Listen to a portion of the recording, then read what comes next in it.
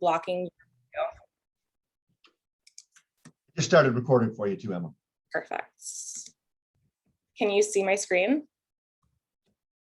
No, not yet. I think you need to click probably one more button.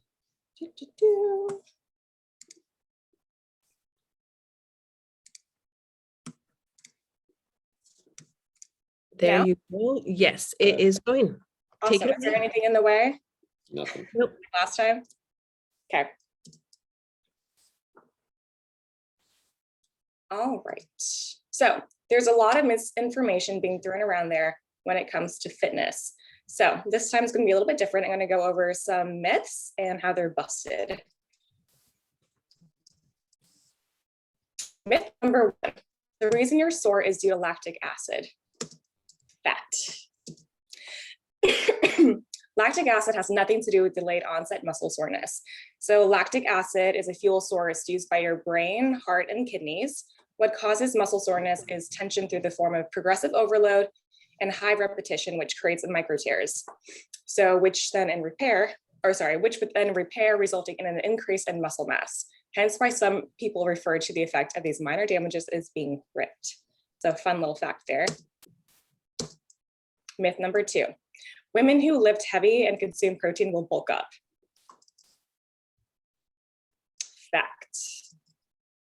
Lifting heavy does not bulk you up. Consuming protein does not bulk you up.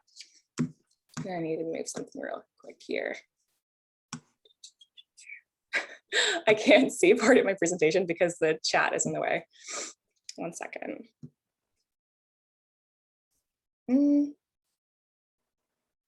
Well, I'll just keep going.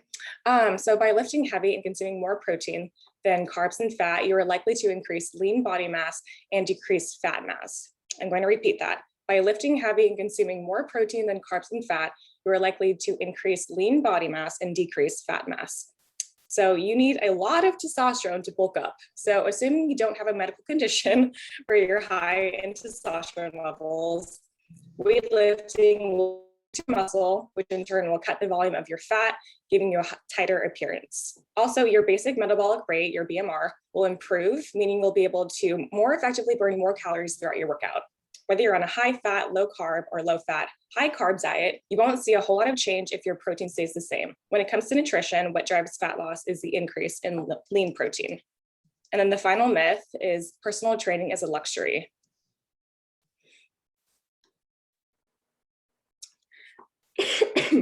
Without your health, you have nothing. Unfortunately, a big problem in America is too many hours then come home to plop on the couch in front of the TV with whatever food is closest, having skipped the gym. It seems everything else is put before our health. We as Americans are privileged to live here, so in no way am I bashing our country, but my eyes are wide open to the problems we face regarding our health. Although there are many reasons people neglect their health, I don't want accessibility to be one of them. As a certified personal trainer, one of my missions is to provide guidance and instill confidence in my clients. Training may not come naturally to each and everyone. It's an activity and lifestyle that has to be learned. Flex and Flexibility offers gentle critiquing, technique corrections, and postural tweakments to ensure clients are set up for success. And of course, I put them through very challenging workouts that will reach them to their goals. So just to kind of go over some of those myths in further detail. Although soreness is a clear-cut sign you gave it your all in training, it may not happen every time after you work out. So that doesn't necessarily mean you're doing anything wrong. And so you don't need to question what you're doing wrong or not doing. So what to expect if you are working out and you're sore, it's still going to take about 24 to 48 hours for delayed onset muscle soreness to kick in. And some factors that may contribute to why you're sore or why you're not sore have to do with mind-muscle connection. You want to limit your distractions. You don't want to be on the treadmill reading a book or texting every a few minutes. Full range of motion. So for example, if you're doing a bicep curl only around here, it's not going to be as effective unless you're like doing the full extension. It's really important to get proper rest days in between. You don't want to be doing 7 days a week because you can just be causing more damage than good. And then hormone levels. So fun fact, not everybody may know,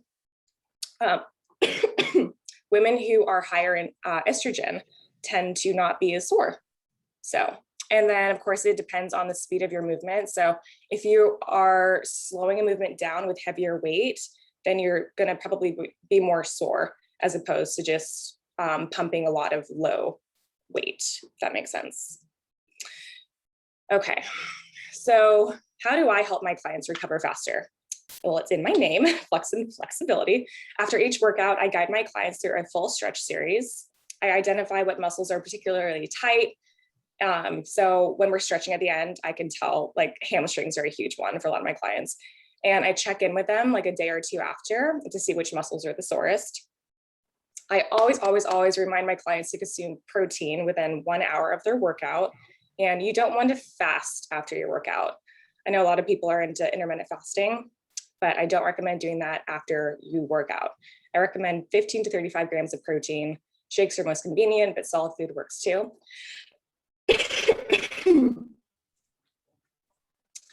My protein diet means longer fullness, minimizing snacking and cravings. So the worst thing you can do after your workout is consume alcohol. It slows down your repair process, it dehydrates your muscles, and basically it's just a sugar overload. So if you're going to consume alcoholic beverages, you really must, post-workout, eat some food first or drink a protein smoothie, and really just try and wait a few hours.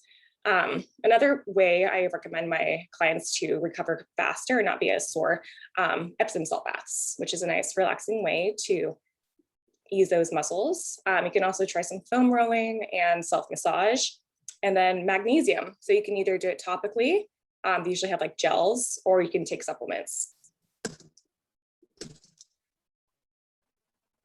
So I practice what I preach. I don't just tell my clients to do one thing and then I do another. I too lift heavy. I too consume protein, frequency of training. So whatever my clients' goals are, let's say to get stronger glutes and larger glutes, I will have them train lower body 2 to 3 times a week, heavy lifting, and then maybe just like upper body once a week and like maybe a day of cardio, which is kind of like a rest day in a way. I don't shame my clients for cheating on the weekends. So whether that's skipping a workout or eating junk food. I do provide a homework though. So let's say they are struggling a little bit more than they should with abdominal exercises. I'll give them some homework because I want them to reach their goals quicker. And sometimes if they just see me, like let's say once or twice a week, they're not going to get there. So I like to give them homework. And another way I give them homework is I offer workout plans just for 20 bucks. So super affordable.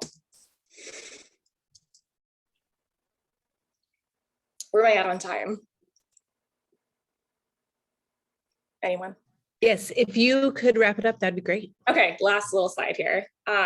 So reasonable pricing. So personal training, I offer it for $70 an hour. And my packages are buy 9, get the 10th free for $630.